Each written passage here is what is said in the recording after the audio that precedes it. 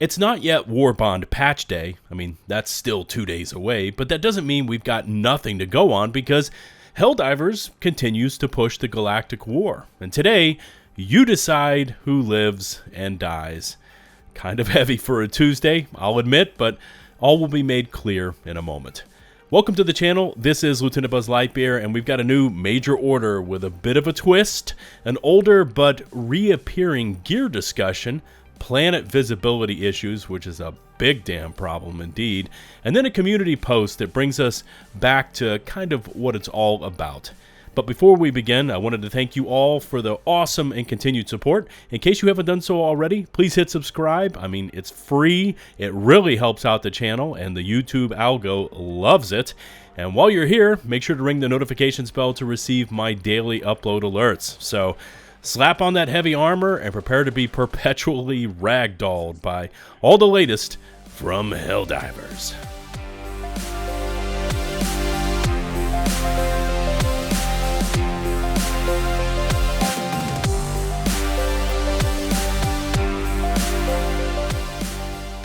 First off, I wanted to apologize up front. I just don't have the time today to fully script this Helldivers video, so if the production value's a little bit lacking, now you know why. But as you log in today, you will have found that we actually completed the major order last evening, and I was there on Wazat when we did it. I've got some words to say about that a little later in this video, but congratulations to all the Helldivers out there. We actually finished up this major order, and at one point I think it was kind of in doubt. But as you log in this morning, you're going to be met with this new major order briefing.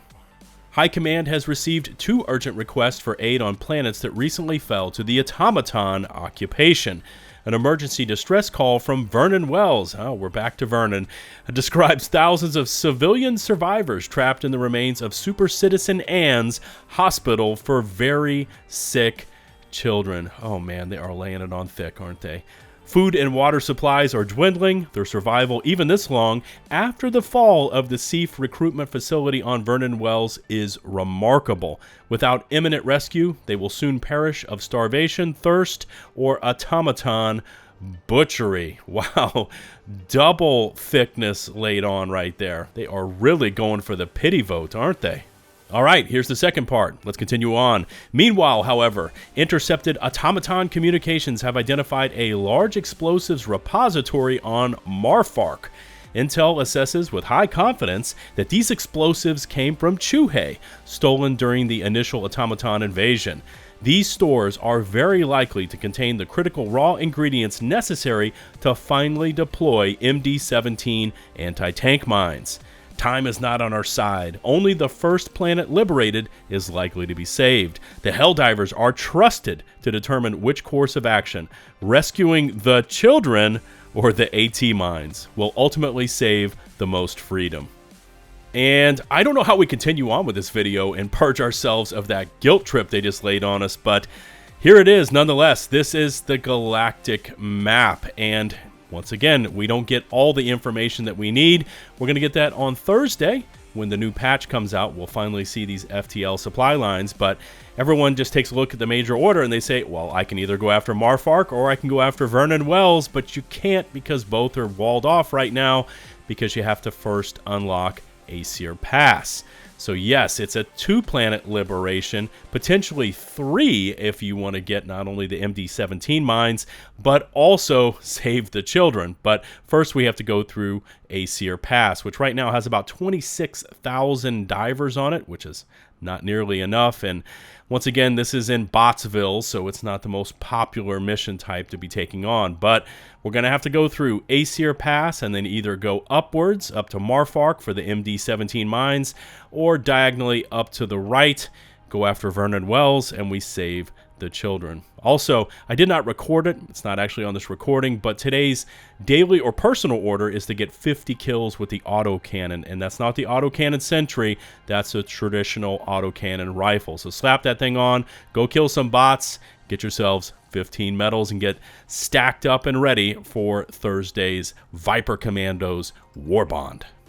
Turning back to that planet visibility or lack of visibility discussion, and this Reddit post kind of perfectly encapsulates what I was experiencing on Wazat. And it says, my current Wazat experience, it says what I see, which is just this rain and fog and blurry image. And then what every automaton sees is this perfectly flat desert, probably 5 miles of visibility.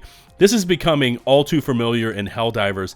I, like most of you, appreciate these differences in biomes. I like that some are smoky and others are foggy, and then of course we throw in the atmospheric effects as well, like the firestorms and the meteor storms and the tremors and things like that. But this is becoming all too familiar, where we hop onto a planet, we can see absolutely nothing, and it's made a million times worse by the sun's glare. So most divers are preferring to actually find missions on the dark side of a planet just so they can get just a little bit of visibility. But yeah, this is definitely something the dev team needs to work on.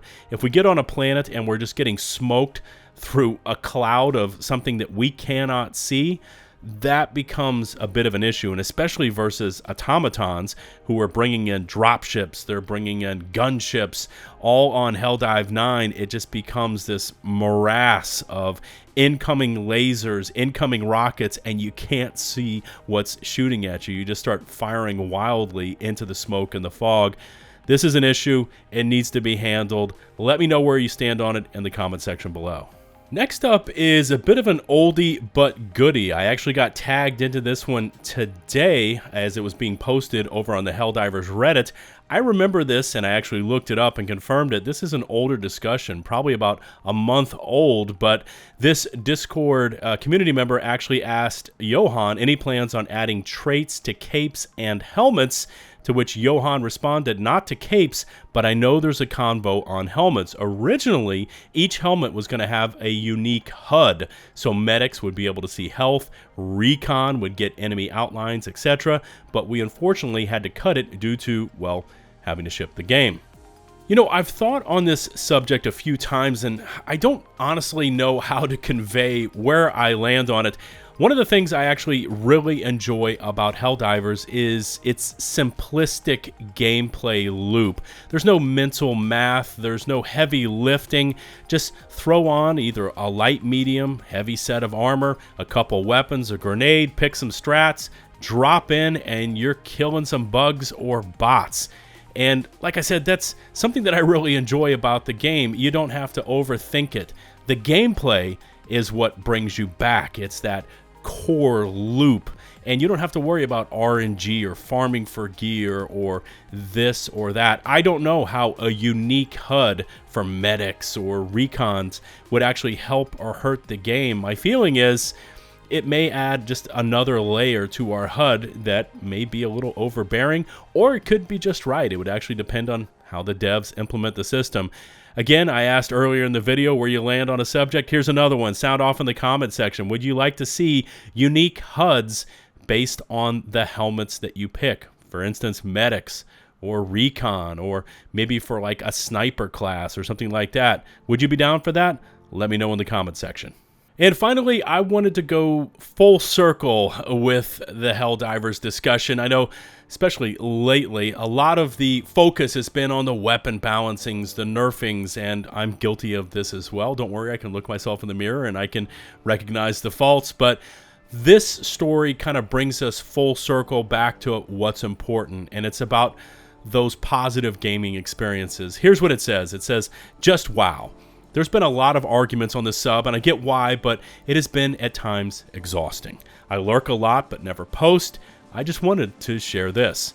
I've been an on and off gamer, never consistent with many games at all. I'm currently at level 32. My brother bought the game over the weekend, and last night I took my 8-year-old nephew on his first 3 missions. For the final, he wanted bugs, and he wanted to at least see a Bile Titan. I warned him that a 2-man drop on 4 difficulty, I'm not that good, was a sure fail. He steeled himself. We not only killed the Titan, but cleared half the nest and managed to extract.